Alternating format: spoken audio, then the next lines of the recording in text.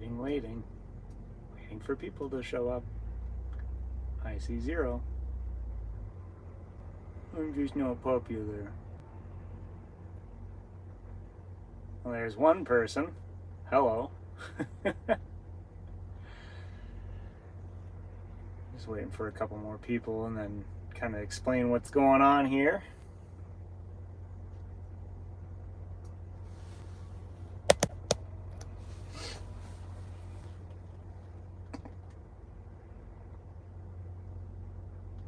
There's a few. Hello, everyone. How's everyone's day going?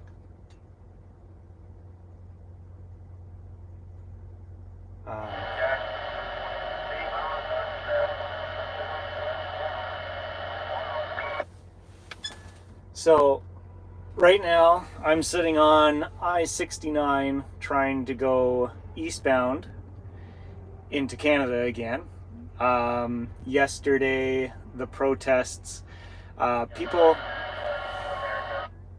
have closed down the Windsor border, so all the traffic is going up to Port Huron, Sarnia Port Huron, to try to cross over, and it's a backup. It's a giant backup. I crossed over yesterday morning and it was okay. The border was already closed in Windsor, so I crossed in Port Huron and it was fine. Went down to the Luna Pier area to do a delivery and then did that, and trying to find a reload coming back, it wasn't looking too good.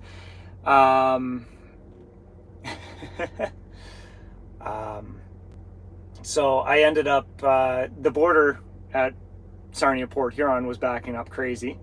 So I ended up finding a reload up north, a load of lumber, and parked overnight, loaded it, parked overnight in Saginaw, and then came at the border this morning. And I've been sitting here since, what was it, 8:45, 8:50 or so a.m. and it's 9:57 now, so I've been here about an hour and over an hour. I wish. I've moved maybe half a mile in total. And I thought they had it open this morning. I have about another five miles before I reach the border, so I'm sitting here with not a whole lot going on. Let's read some comments. Hello. Good morning. Yes, cars and trucks use the same bridge for crossing. It's if you're in the Port Huron area right now, do not take 94, do not take 69. They're all completely backed up. Wadham's Road is basically your last chance to get off before the backup, and you're not going to move if you're past Wadham's Road. Rumor has it on the radios that another bit of the protesters are coming up the 402 into Sarnia, and they're going to be blocking all the way from Brazil. Well, hello. Here, right? Yeah, it sounds like there's more protests coming up into Sarnia, and I don't know if they're going to shut down the border here too, but it's a pretty crazy situation we're in right now with all the mandate protests and stuff. How are you able to use facilities, restroom, food, and sleep? Well, if you look behind me here, as far as food, I have granola bars and nuts. I need a fridge in the truck so I can bring my own food. And I have like plenty of water, so I'm pretty okay with that. I'm hoping I can get out of this mess before lunchtime, because you can't really survive too long on peanuts and granola bars. Oh, I have apples too. I try to eat healthy. I saw another couple questions there. Restroom. Well, hopefully you don't have to go number 2, but number 1 is just kind of, you go around the back of your truck and hope no one looks. I am sitting at the Sarnia Port Huron border, which is Blue Water Bridge. What is your dream truck and spec? Well, basically the truck I'm driving right now is my dream truck. It's a pre-emissions Peterbilt 379 flat top, heavy spec C15 cat engine in it. It's been bumped up to 650 horsepower. I think it's a little bit more than that. But I haven't taken it to a dyno or anything like that, so I don't know exactly how much horsepower it is. Yes, I do have an Instagram, but I don't connect it too much with the YouTube page. So if you can find it, then good on you. Find me on there. I'm not going to tell you what it is, though. Around in Caledon, that's kind of the GTA. I feel like I've seen you rolling around Caledon before. That's like the GTA area-ish. Yes, I go up there fairly often. A friend was stuck at the border for 6 hours last night, and he was loving it, knowing it is getting the politicians to pay attention. I'll come back to that in a second. The cat is my cat engine is not a C or a 6NZ. It is a C15 MXS that's been converted to single turbo. The rears on the truck, I don't know exactly what the rears are, but they're not quite 410s, I don't think. They're not 390. Are they 390s? I don't know. You are 65 mile an hour or 105 kilometers an hour. I'm just a hair below 1500 RPM. It's like 1490 or something like that. It moves for, maybe a quarter mile or so, and then it stops for... With a flat top, can you use the tunnel, or is there a weight limit? Like Ambassador, like at Windsor, I've never used the tunnel. I don't even know if it's really open for trucks. I know it used to be. I heard something about like it's not open for trucks anymore, but I'm not quite sure. Yeah, okay. Going back to that one question, trucker friend was stuck at the border for 6 hours last night, but he was loving it, knowing it is getting the politicians to pay attention. Well, apparently there has been some discussion in the caucus, and Justin Trudeau just kind of walked out on it. So I don't know. It's a touchy situation, this whole protest thing. Gotta head to bed 2 a.m. here, but keep those vids coming. No worries. So I'm not necessarily on the fence with this whole situation. I understand both sides. Basically, the mandates are there for a reason. COVID-19 cases, trying to keep the cases down. You have the mandates in place to keep the cases down. But the issue is it's a balance between keeping cases down, keeping people alive, and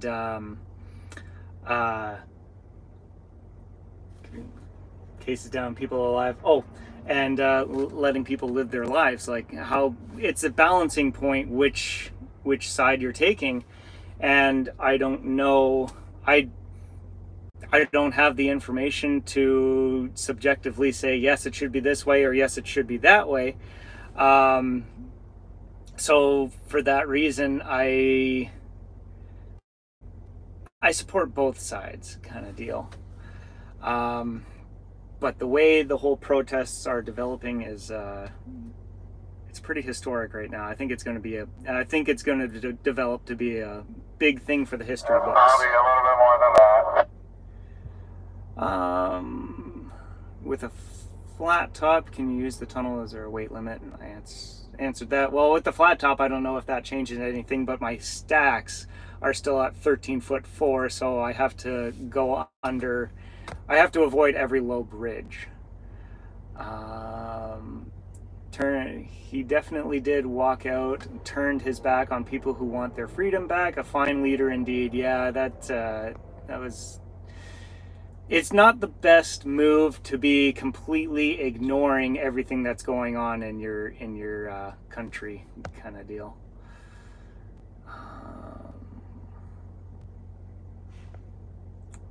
It feels like it's all for nothing. We all know nothing will change, let alone we can't keep together. Mandates will evolve into emissions via QR code monitoring, which will negatively affect you directly, sir. Yeah, that's there's already QR codes kind of setting into place. With your vaccine passport is a QR code now, and if you want to go to a restaurant in Ontario, you have to be, one, fully vaccinated, two, have this new vaccine QR passport thing, and they scan it, and you get in, but no one quite knows what you're scanning it into. Yeah, Again, there's another protest heading towards the border or something like that. They're trying to stop it. yeah, again, one of those subjects I don't have all the information on. Police had to give the gas back. Judge ruling they put water in the gas and diesel. Yeah, I haven't heard too much about the whole gas can thing. As far as my understanding of the story is that people were delivering gas to truckers in Ottawa, and the police have been kind of stopping it. I don't know if the reasoning is because it's dyed diesel and you can't have that on the road trucks, because it's for farm vehicles only. But I don't know how everything's developing past that. I haven't really been paying attention to the news. Hello there, Time Travel Diaz. I see your comment. Yeah, the COVID-19 vaccine is there for the same reasons all other vaccines are there, to save lives. Absolutely. Interesting, your trailer has 5 axles. Here in Brazil, it has to be 6, but in 3x3 or 2x2 configuration. Interestingly enough, hold on a second. I don't know trailers here. You can't really see them in that mirror, but these are 7-axle trailers. They're fairly new to me. Yeah, I've lost my reload too, driving. It has there's my truck here, and that has 3 axles in the middle, and then 2 at the back, and then 2 more drop axles in between them, and they drop down for when I'm in Michigan, and it allows me to carry up to 140,000 pounds in both Canada and Michigan. Whereas my last trailers with 6 axles, the rear axle would spread, and it would allow me to carry 137,000 pounds. So it's closer, but I mean, both of them will work. These trailers are definitely nicer. A tier 2 society of haves and have-nots. People have died in the past to fight against this, and here we are just saying it's for public health. Strange times. Yeah, it's going to be a battle. Picked up my AZ yesterday. Can't wait out on the road with Yaz. Thanks for your videos. Hope you get unstuck soon.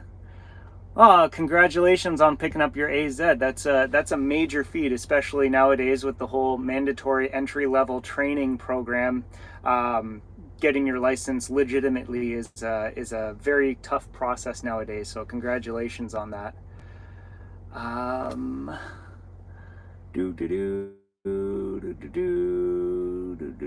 More backing vids. You are the best. I continue to learn from you about backing Super Bs after many years of driving them.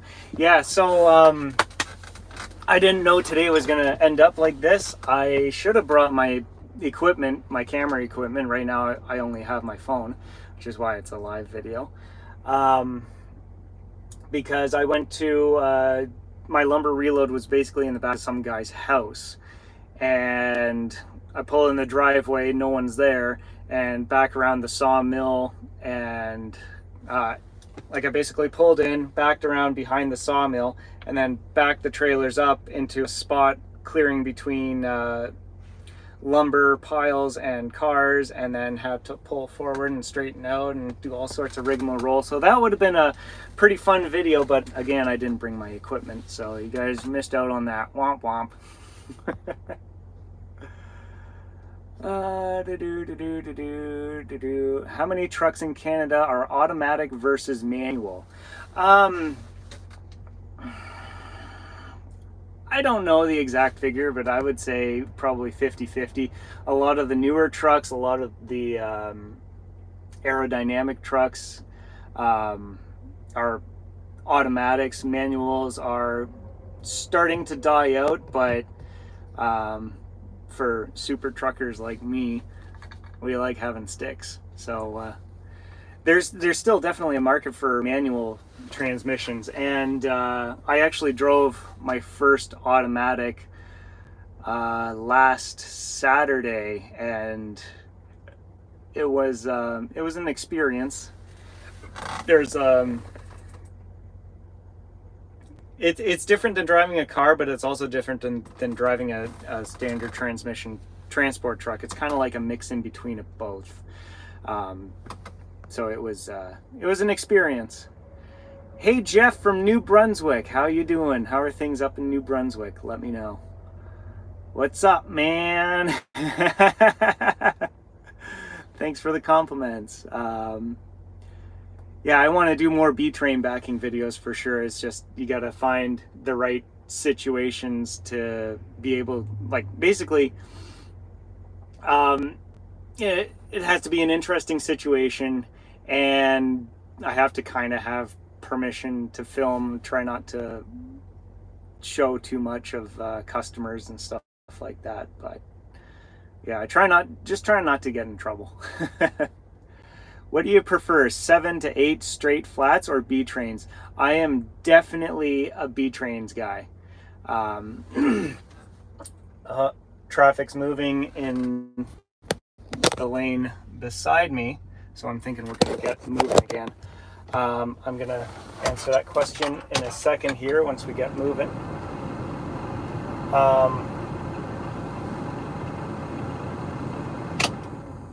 Yeah, we're moving now, okay.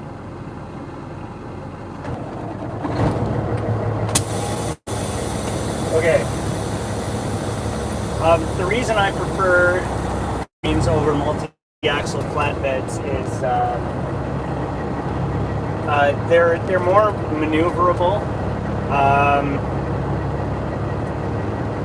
Basically, as long as you know how to back up B trains, they're better in almost every other way than straight axle trailers with many axles on them. In Canada, they came out with this thing called SPIF, which is Safe and Productive Infrastructure Friendly or something like that. But it's basically you have your trailer grouping of axles, and then every other axle added onto that has to be steerable and computer controlled and automatically come up or down depending on the weight. So in theory, SPIF axles work well, but in practical situations, especially in the winter, they have a lot of problems. There was a pretty big protest with dump trucks in the GTA when the mandate first came out, because with dump trucks, you have the steers, you have two drives, and then you have this SPIF axle in the middle.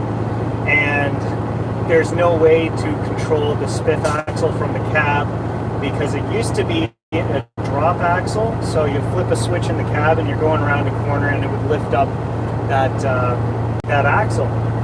So the problem with that was every corner you go around with this lift axle, it would... Right side, would you actually just have to take a picture of your documentation and upload it to the LiveCam website?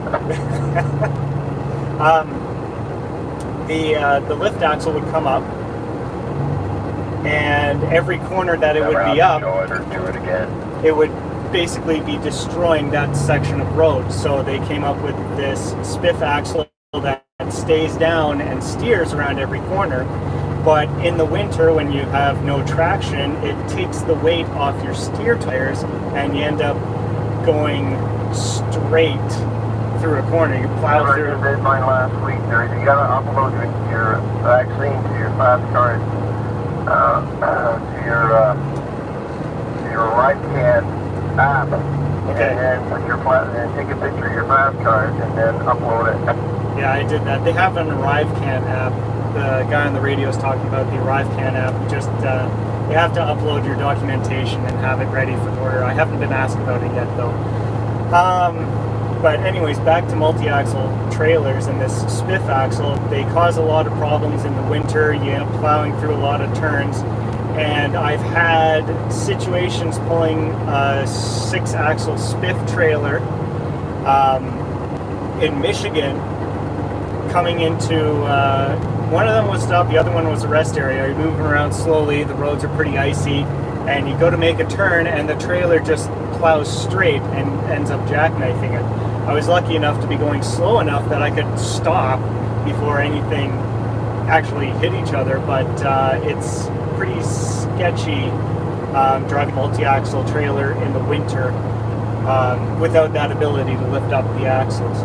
So that and other reasons I prefer the B trains. Like I said before, once you get used to backing them up and maneuvering them, they're, for me at least, they're much more favorable. So I am currently moving right now, so I'm not going to read any questions. I'm just coming up to a sign saying that I-94 Detroit, Canada is 1.25 miles away, 1.25 miles away, and that is my exit to get onto 94 going to the border. So the situation right now is the Detroit-Windsor border is closed because of protests, and this all has to do with the trucker convoy and mandate protests going on in Ottawa. There's a bunch of other little protests going on around the area, and they currently have the Windsor border shut down, so all the traffic has been rerouted to Sarnia and Port Huron, and that's the mess I'm in right now. This started yesterday morning. I crossed over yesterday morning at Sarnia and Port Huron, and it was okay. But as the day progressed, it got busy, and I had a delivery down in Luna Pier, the south end of Michigan, and I was going to come back empty and sit through that mess without a load, without getting paid, essentially. So I said, well, find me a reload. So I ended up going north in Michigan, picking up lumber, hoping that by today the mess would be cleaned up. But it's not, and Windsor's still closed. But at least I'm going through this mess with a load. It's not for nothing, essentially. But yeah,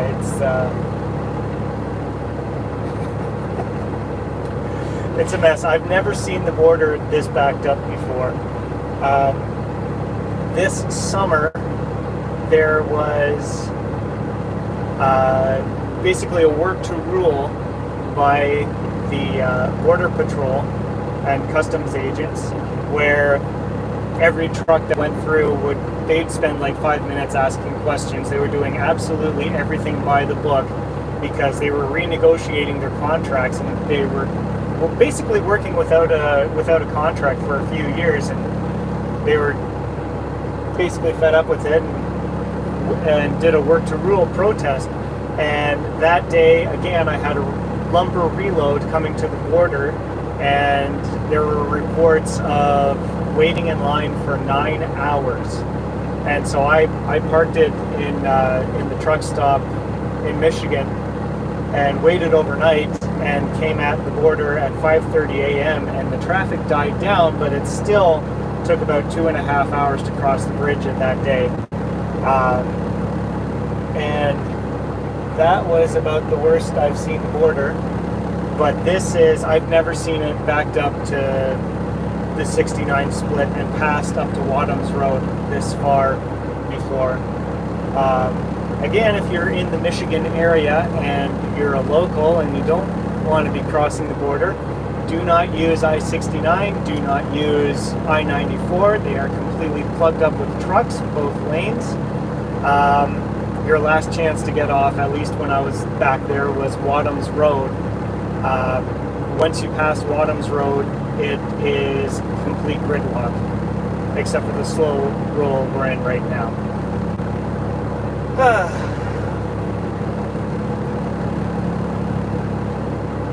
So,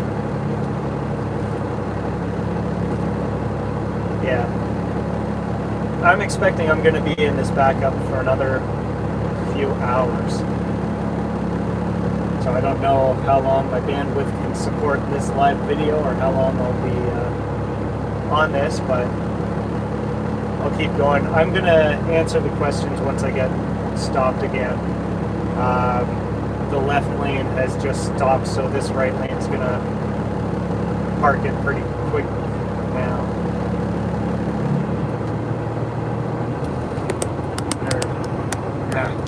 I can't angle it so you can at least see the trucks in the other lane going by. But yeah. So later this week, I'm going to have a video coming out talking about my engine, the Cat C15 in this, and how I've had this little bit of a shake. I don't know if you can't see it in the stick, but if you look at the helmet and the seat belt, you might be able to see a little bit of a shake happening on it. But I've been having this shake in the engine since last February and been tracking down what's wrong with it, and it's still not fixed. Am I back? Is it working again? I think I just switched cell towers.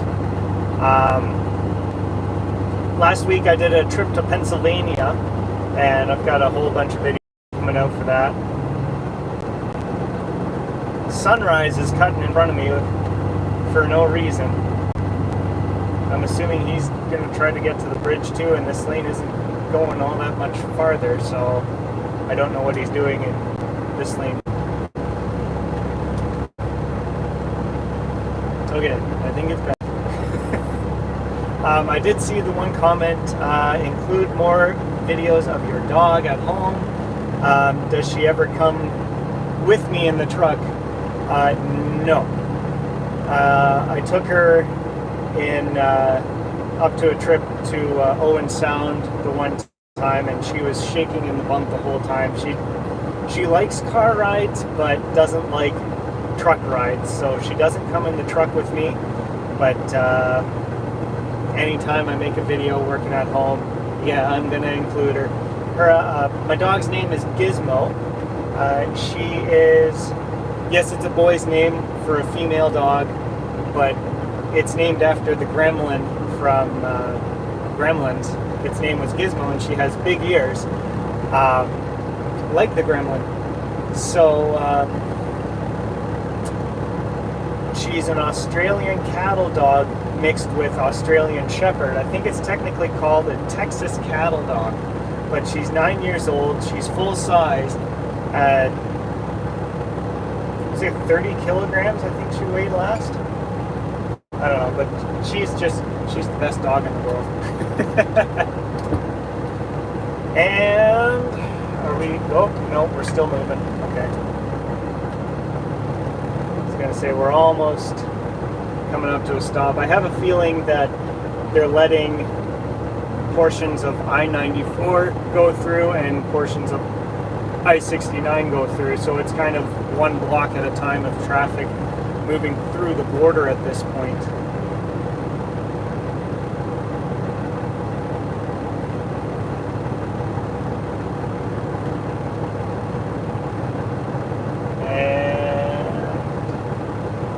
No, we're still rolling. Okay.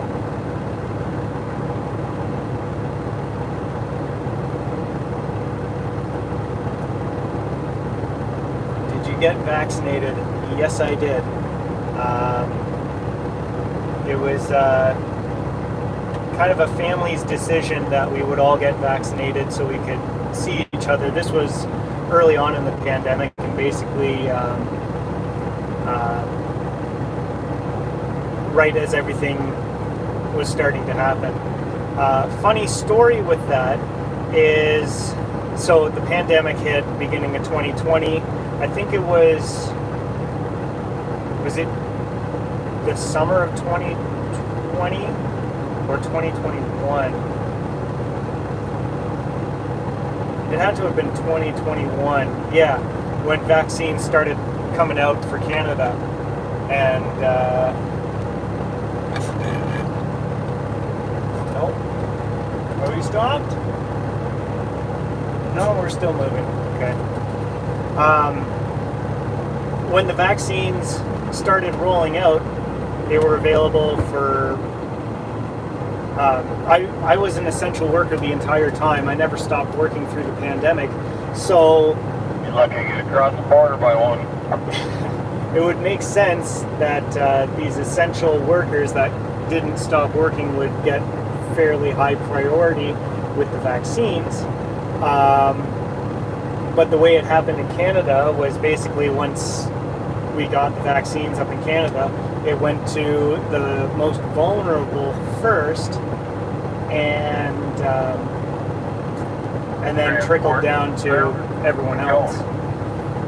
So my grandparents, they got vaccinated first, and then it started going down the list of age, and it ended up my parents got vaccinated before I did as retirees and sitting at home not really doing anything. I want to say we're done rolling, but we're still moving here. So my grandparents got vaccinated, my parents got vaccinated, and then when it finally came time for essential workers to sign up for the vaccines, I booked my appointment, and it was a few weeks away. And then the next week, it opened up for literally everyone else. So everyone else ended up getting vaccinated. I was the last one in the family to get vaccinated just because of the way it worked. And everyone was kind of expecting me to be the first one to be vaccinated. So I'm going downhill, so I'm rolling faster. But yeah, I got vaccinated before this whole, the government can't force you to get vaccinated. It was my own choice. I was fine. I felt a little bit dizzy the day after I got vaccinated the first time. The second day was fine, or the second vaccine was fine. I just got my booster shot in January, and that was fine too. Got a diesel bear just rolling up. Gonna do nothing about it. He's already showing how much power he's got. Got a diesel bear rolling up the shoulder. I don't know what he's doing, but if they close off the road, that's gonna suck. But yeah, as far as the mandates and everything goes. Truck better get going before DOT comes in and flashes up. Someone holding up the line. If people want to get it, they can get it. I don't think anyone should be forced, and I do mostly agree with that.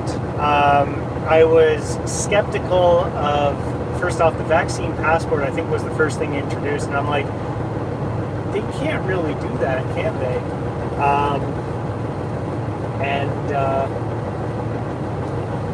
It just kind of slowly kind of spiraled from there into the situation we're in now. Counterpoint, it is a pandemic, it is a state of emergency. Some rules do go out the window with that, but again, that's where it gets into a touchy subject, because there are two sides. Like there's both sides to the story. And I myself, I don't have all of the information and trusted, reliable sources to go one way or the other. So again, I'm not going to spout my opinion off if it's wrong. So that's just how it is.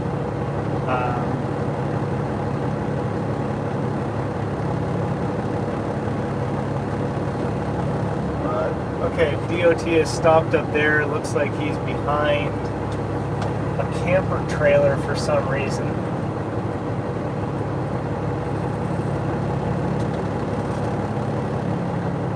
I don't know. I think we're going to start moving now.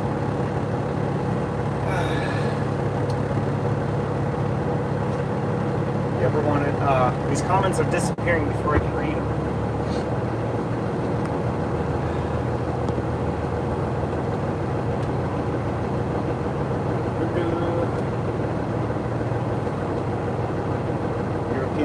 Style truck.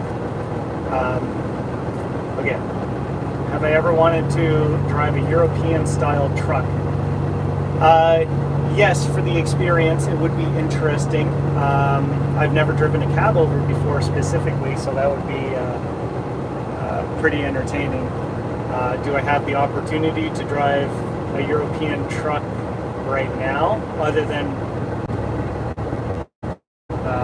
my back?